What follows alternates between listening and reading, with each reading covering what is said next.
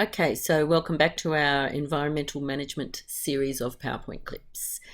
Last clip was all about introducing you to the concept of environmental management, ending with ESD, which is ecologically sustainable development, all about using resources in the present period in order to conserve the use of resources for future generations. Now we're looking at market failure. Market failure, fairly self-explanatory. It's when the market fails to do its job. So any situation when the market or the price mechanism does not yield the most socially desirable allocation of resources, known as the social optimum. So the interaction of supply and demand results in some unwanted outcomes. For example, a toy factory produces profits for the owners and toys for kids, but it also emits pollution into the atmosphere and into the local creek, which is going to have unintended consequences for other people in the area. For example, fishermen and fisherwomen. Market failure in the context of private and social costs and benefits, well, that's something that we are required to study by the syllabus, so let's have a look at it. The social cost of production includes what's known as private costs as well as external or environmental costs. Private costs and benefits are costs paid by an individual or gained, received by an individual or business.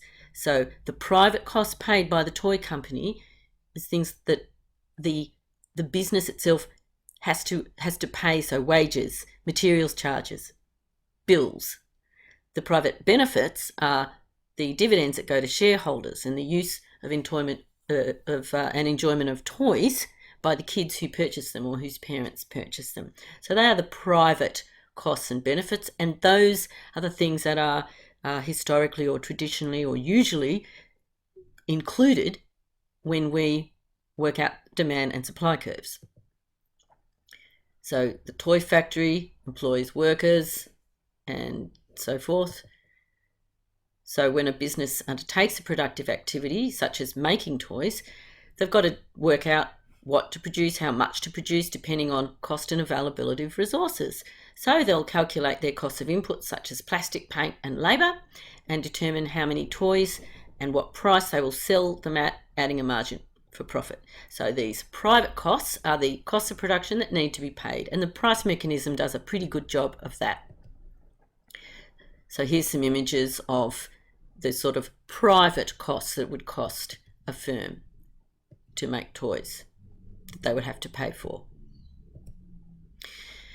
But if we only include the costs the business is not compensating for other costs, and they are known as external costs, such as the chemicals that leak out into waterways. They are external or environmental costs, and they've been ignored generally by businesses because, well, we've never had a mechanism to pay for them.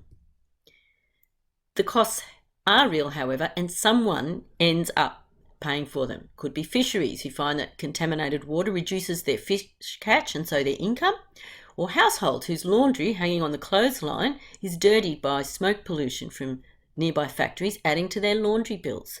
So that if we look at the true cost of manufacturing products such as toys, we can see that it is higher than just the private costs. So examples of environmental costs are things like all kinds of pollution, water, noise, etc., as well as habitat destruction, higher medical bills. You can probably think of other ones. For example, global warming. Think about what are the environmental costs in each of these images. When we consider the private cost of production plus those external costs and add the two together, that's when we get social costs. So social cost is made up of private plus external or environmental costs. Note, however, that a lot of textbooks and a lot of people talking about social costs will talk about social costs as if it's only external costs. So you will see that, and you'll see it in economics, HSC economics textbooks and exams. So just be mindful that social cost if you read it in context, you'll be able to work out whether they're talking about the true social costs, which is private plus external, or whether it's just the external costs. So example, an oil refinery processes oil that's been drilled from under the ocean to turn it into a useful resource to produce goods and services. So the private costs include things like wages, costs of machinery, and rent. The environmental or external costs include the chemical and thermal pollution emitted, also any habitat destruction due to the oil mining or refining process, and the depletion of oil as a non-renewable resource. So if we add all of those costs, private and environmental, we make up the social costs of oil production. So social costs equals private costs plus environmental costs.